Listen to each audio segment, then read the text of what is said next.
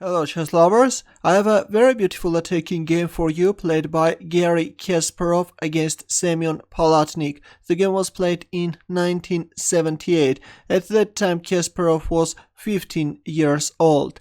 Kasparov started with e4 and knight f6 by Palatnik. Alekhine defense e5, knight d5, d4, d6, knight f3 and g6.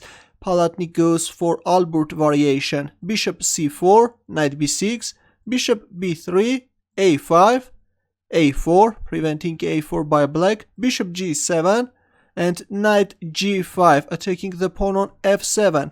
e6, well, if castling king side, then white can play e6, and if f6, then knight f7, black's position is very unpleasant.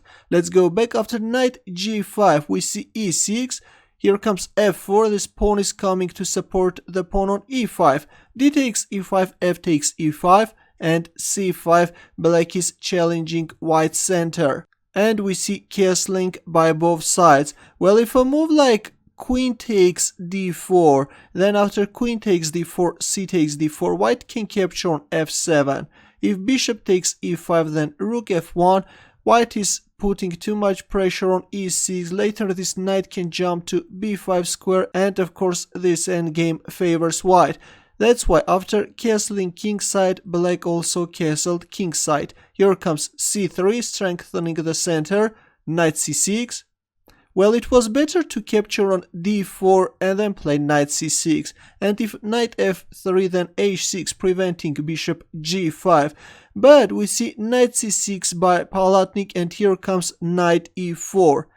Knight d7, a very passive approach by Palatnik. Bishop e3, knight e7, bishop g5, and now this pin is becoming very unpleasant for black.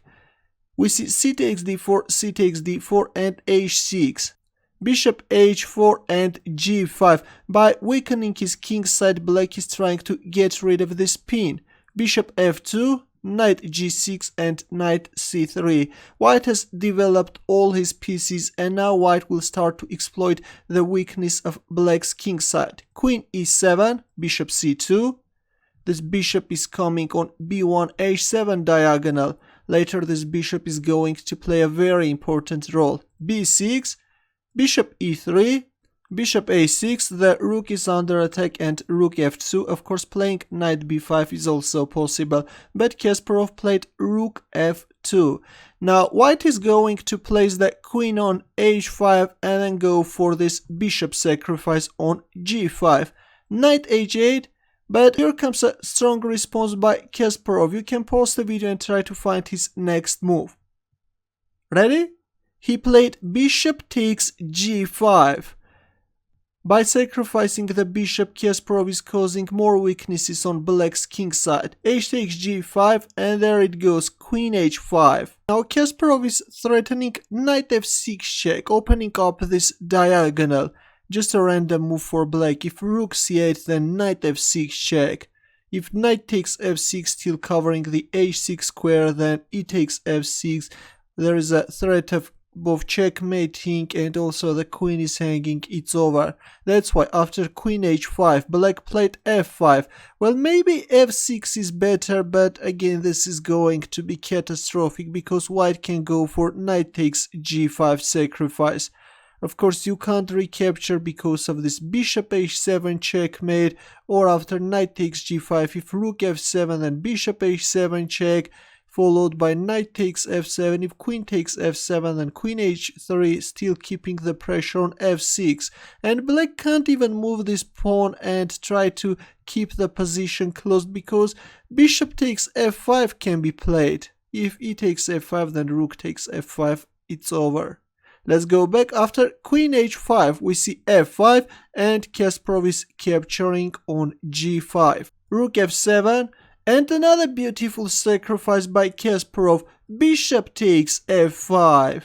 Rook takes f5. Rook takes a5, e takes f5, and now this pawn is no longer controlling the d5 square, and there it goes, knight d5. Queen e8, queen h7 check, king f8, queen takes f5 check, king g8, Queen h7 check, king f8. Now if it weren't this bishop on a6, then white could play rook f1. That's why Kasparov is playing rook a3, trying to switch into the attack this rook from the third rank. Rook c8, rook f3 check, knight f6, and a very powerful move by Kasparov, h3. He is not hurrying to capture on f6, instead he is opening up a luft for the king, in case black plays rook c1 check. We see queen g6 by Palatnik, but here comes another destructive move. Rook takes f6, look at this. I have already forgot how many pieces he sacrificed. Bishop takes f6, knight e6 check, and now this cavalry is going to finish up black. King e8, knight takes f6 check, and Semon Palatnik resigned. Black is just forced to give up his queen and it's over. This is an easy win for Kasparov. This was truly a spectacular attack by 15-year-old Garry Kasparov. I hope that you enjoyed this beautiful game. Good luck.